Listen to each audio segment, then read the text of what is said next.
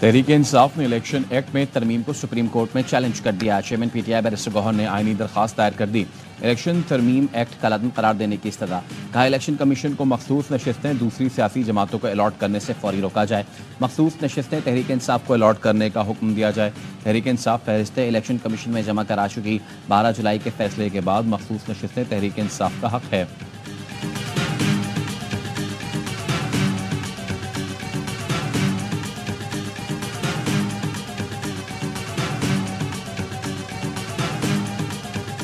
Members हमारे declared है PTI के 41 और का एफिडेविट जो है वो इलेक्शन कमीशन में जमा हो गया है। जो ये मर्जी है करने, कहते हैं ना, रोक सको तो रोक लो। ये सिर्फ पीटीआई का रास्ता रोकने के लिए नहीं कामयाब होंगे। हमारी सीटें आएंगी और आइन और कानून के खिलाफ वर्जी को ये लोग करने, हमें सुप्रीम कोर्ट से फिर रिलीफ मिलेगा।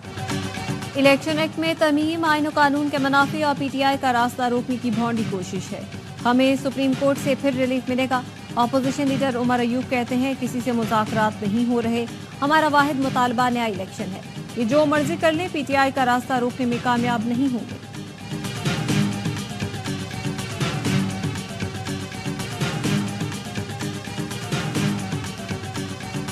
मखसूस नशिस्तों के केस में इलेक्शन कमीशन का सुप्रीम कोर्ट के फैसले पर नजरसानी अपील का फैसला।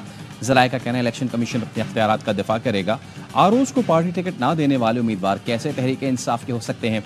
सिर्फ कागजात में तहरीक इंसाफ लिखना पार्टी उम्मीदवार होने के लिए काफ़ी नहीं। सुप्रीम कोर्ट के फैसले में अब हम भी अपील का हिस्सा होगा। इलेक्शन कमीशन ने आज़ाद अरकान के बयान हल्फी और पार्टी वाबस्तगी फॉर्म की स्क्रूटनी शुरू कर दी। ज़रूरत पड़ने पर कमेटी आज़ाद अरकान को बयान हल्फी की तस्दीक के लिए तलब करेगी।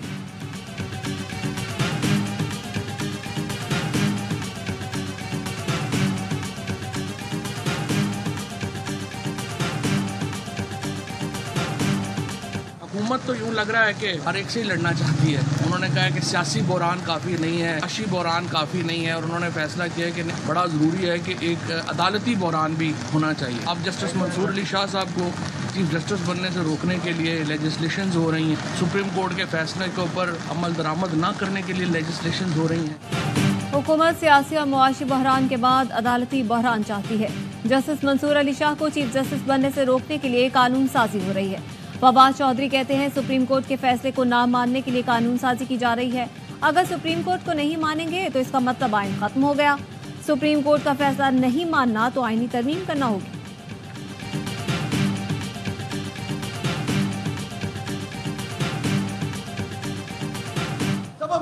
हम सब की बात कर रहे हैं और इसलिए कर रहे हैं कि ये जरूरी है, वरना मर जाएंगे लोग। कोई शौक में आकर नहीं बैठे हैं। तंग आमद बजंग आमद अगर इन्होंने बिल्कुल भी अपने आप को तब्दील नहीं किया, हम अपील करेंगे लोग फिर बिजली के बिल अदा ना करें। हम यहाँ तक नहीं जाना चाहते।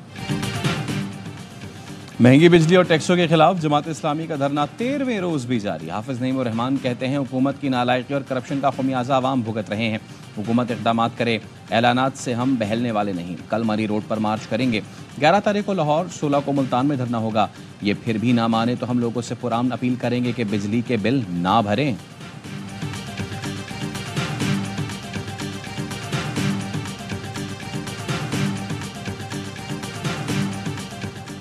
पाकिस्तानी हुकूमत और अवाम बांग्लादेश के अवाम के साथ खड़े हैं। उम्मीद है बांग्लादेश के हालात तेजी से मामूल पर आएंगे। बांग्लादेश की सूरत हाल पर पाकिस्तान ने पहला बाज़ाब्ता बयान जारी कर दिया। वज़ारत ख़ारजा का कहना है यकीन है बांग्लादेश के अवाम का जज्बा और इत्तेहाद उन्हें हम आहंग मुस्तकबिल की तरफ ले जाएगा।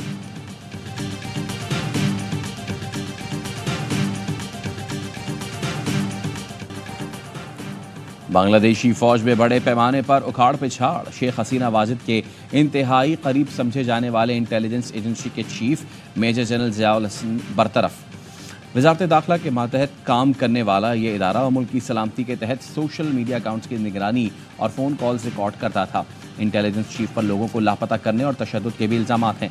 अल जज़ीरा इन्वेस्टिगेशन यूनिट के रुकन समी ज़ुल्क़रनैन के मुताबिक मेजर जनरल ज़ियाउल हसन गिरफ्तार कर लिए गए हैं। बांग्लादेश के अटॉर्नी जनरल अमीनुद्दीन ने इस्तीफ़ा दे दिया। नोबेल इनाम याफ्ता डॉक्टर मोहम्मद यूनुस को बांग्लादेश की उबूरी हुकूमत का सरबराह मुकर्रर कर दिया गया है।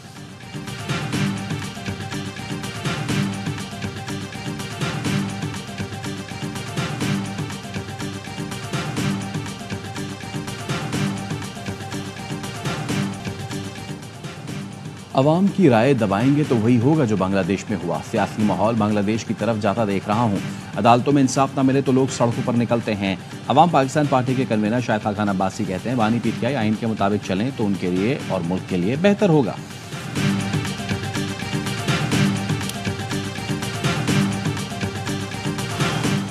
चीन, सऊदी अरब और मुत्तहिदा अरब अमारात के पाकिस्तान के कर्ज रोल ओवर करने की यकीन दहानी।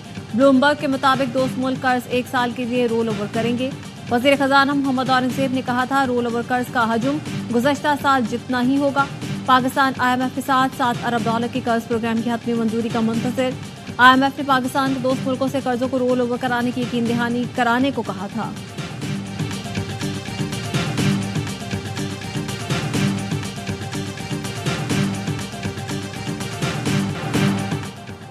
इस्माइल हनिया की शहादत और मशरिक़ वस्ता में बढ़ती कशीदगी पर OIC वज़ीर ख़ारजा का इजलास आज होगा।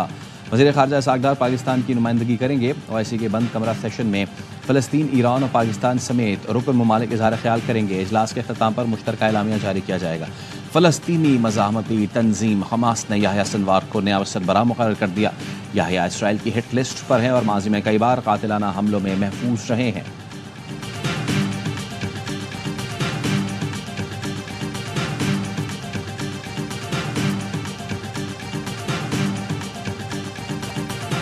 महंगी बिजली और टैक्सेस के खिलाफ जमात इस्लामी का धरना 13वें रोज भी जारी। हुकूमत और जमात इस्लामी के दरमियान मुज़ाकरात का तीसरा दौर बेनतीजा खत्म। डायलॉग 6 दिन तातुल का शिकार रहे। हाफिज नईम की तरफ से मार्च के ऐलान पर हुकूमती कमेटी हरकत में आई। लियाकत बलोच और अता तारड़ अपनी अपनी टीम्स के साथ आज फिर मिलेंगे।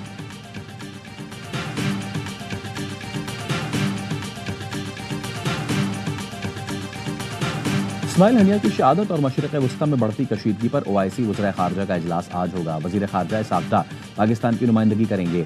OIC के बंद कमरा सेशन में फ़िलिस्तीन, ईरान और पाकिस्तान समेत रुकन ममालिक इज़हार ख्याल करेंगे। इजलास के अख्ताम पर मुश्तरका एलामिया जारी किया जाएगा।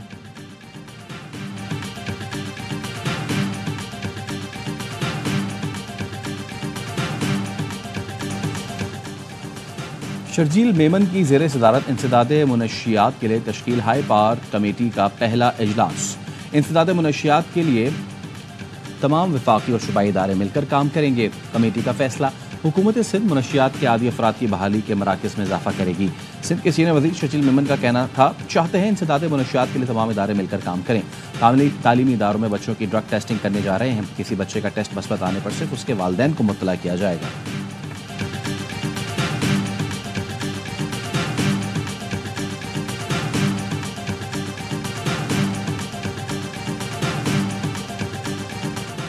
सिंध हाई कोर्ट का कराची से गुमशुदा शहरियों की बाजियाबी के लिए कार्रवाई जारी रखने का हुक्म।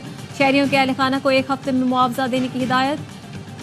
FIA से ट्रैवल हिस्ट्री और तफ्तीशी अफसर से पेशरफ रिपोर्ट तलब। समाअत 28 अगस्त तक मुलतवी।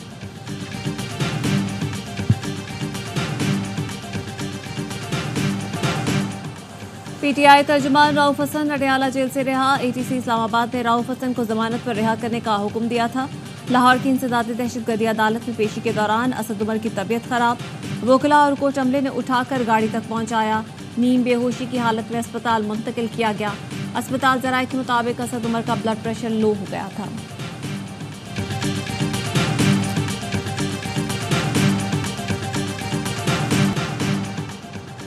और बांग्लादेश के खिलाफ टेस्ट सीरीज के लिए 17 रुकनी कौमी स्क्वाड का ऐलान। शान मसूद क़यादत करेंगे। शाहीन शाह अफरीदी की जगह सऊद शकीर नायब कप्तान मुकर्रर।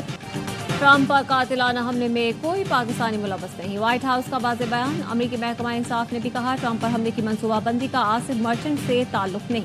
अमरीकी मीडिया ने हेडलाइन में आसिफ मर्चेंट का ताल्लुक हमले से जोड़ा। तफसीली खबर में तरदीद करते हुए कहा सबूत नहीं मिले। अमरीकी मीडिया ने दावा किया था कि आसिफ मर्चेंट ने सियासतदानों को कत्ल करने के लिए उजरती कातिल से रब्ता किया।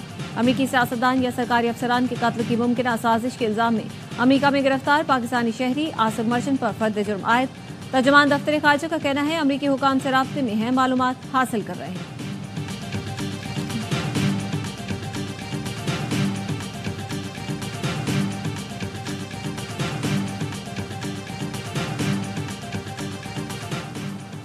आज़ाद बलूचिस्तान के नाम पर बाहर बैठे लोगों का सूबे के हुकूक से कोई सरोकार नहीं। वज़ीर दाखिला बलूचिस्तान ज़िया लांगो कहते हैं बैरूनी एजेंडे को तक़वियत देने के लिए बाहर बैठे लोग यहाँ आग और खून की होली खेल रहे हैं। नाम नहाद चंद बलोच रहनुमा यूरोप की शहरियत हासिल करके बच्चों के साथ खुशहाल जिंदगी गुजार रहे हैं। सोशल मीडिया के जरिए हमारे लोगों को वरगला रहे हैं। दुश्मन ममालिक को खुश करने वालों का पाकिस्तान बिलखुसूस बलोचिस्तान की तरक्की से कोई वास्ता नहीं।